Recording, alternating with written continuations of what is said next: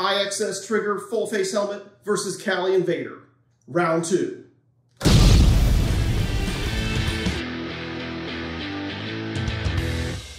Inside this box is the Kali Invader version 2 helmet. But before we get to that, I want to give you a little bit of a backstory on this helmet and the IXS Trigger full face helmet. About 2 years ago, I made a video and I compared the IXS Trigger to the original Kali Invader. And the conclusion that I came to was that the IXS Trigger was the better helmet between the two. First of all, it fit me better. That's kind of a personal thing. The other thing is there were some fit and finish issues with the original Kali Invader. Kali is aware of that video, so they wanted to send me the updated version 2 of the Invader to review. But before we get to that, I want to give you a quick overview of the IXS Trigger and what I liked about it and what I still really like about it to this day. It's super lightweight, it's got a lot of ventilation, and it just feels great. I mean, I'll wear it almost all the time unless I'm doing an extremely light ride, and then I'll put on an open face helmet. But 99% of the time, this is what I'm wearing, the hottest days to the coldest days, and it's fine. It's held up really well, and the only issue I have is a little bit of the padding is coming apart on the front here, and I think if I dig through my stuff, there were extras that came with that anyway. Also, it doesn't really seem to get that stinky helmet funk that some of my other helmets have gotten, so that's kind of cool. I don't know how they do that, or maybe it's just coincidence. Now onto the Kali Invader version 2 helmet. We'll do a quick unboxing. As with most helmets, you get a carrying bag. I kind of find those useless, but you get one anyway, whether you need it or not. Inside the helmet, just like most other helmets, you get a lot of extra padding pieces. Now you get a couple different sets of cheek pads that you can put in to tailor the fit on how tight it is around your cheek. Get a couple different paddings for the back of the head. These feel about the same to me, and they probably are because that's one of the areas where they've improved this helmet. And then a couple extras for the top, and again, these feel pretty much the same. Now to the helmet itself. First of all, I mean, just take a look at this thing. Look at all those vent holes. It's amazing how many vents are in this thing, and it can still be an effective helmet to protect your head. Let's compare the two of these side to side. Just looking straight on from the top, from the sides, you can just see a lot more airflow is going to get into this Invader.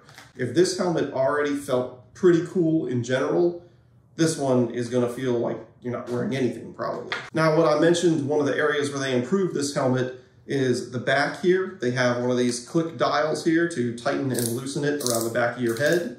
And that's one of the issues I had with the old one, is that you would put in different thicknesses of pads like these around the back, and I just couldn't get it to fit really the way I wanted it. And then the other issue with those pads is when you pulled out the ones that you wanted to take out to put in the new ones, what was happening is that the adhesive that holds on the Velcro dots was just coming off. So the Velcro dot and the adhesive and the padding was all just coming off. So I'm very interested to see what's gonna happen with this one. So I'm gonna go ahead and just start peeling back some of these gently, you know, not too careful, but in a way that any normal person would do it.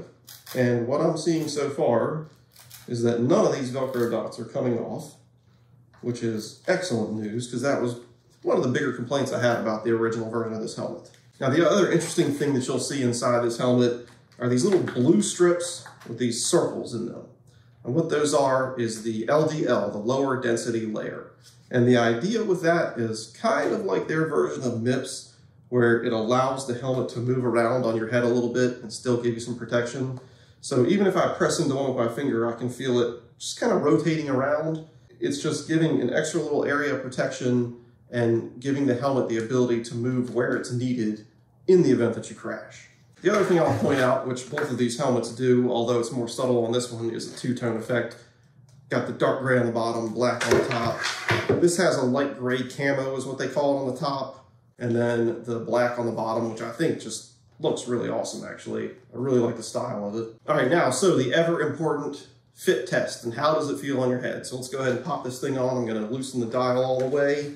This does have the thickest cheek pads in right now, which are pushing into my cheeks quite a bit, but I'll swap those out. It actually feels like I'm talking funny, so let me swap those out now.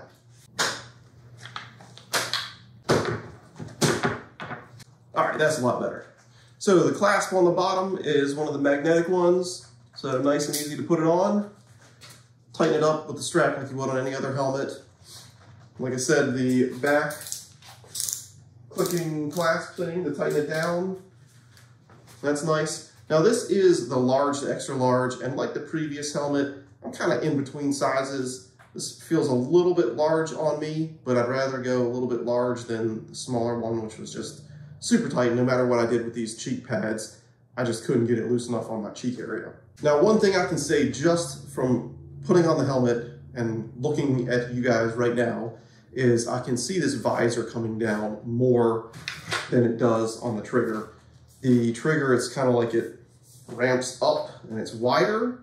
So with this one, it's coming down farther, especially if that sun's kind of coming at you in your face late afternoon, early morning. You're going to get more protection from the sun from this, keep the glare out of your eyes. So that's one nice benefit that I wasn't even thinking about when I was just kind of looking at these two and preparing for this video. The overall feel is good also with the previous one, and it may have also been, like I said, because I was between sizes and I had the small to medium at that time. It felt, especially if I put any pressure on the top of it or the sides, it felt like those LDL layers were like these little pressure points pushing into your head. And I don't really notice that.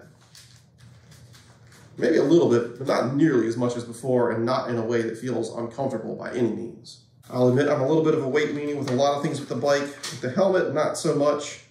I just don't think you're going to notice that much difference. It's not rotational weight or anything like that. We get the IXS Trigger on first, coming in at 616 grams. Kali Invader is next, but keep in mind this is the large to extra large. The Trigger is a small to medium, so I would expect a little more weight just because of that.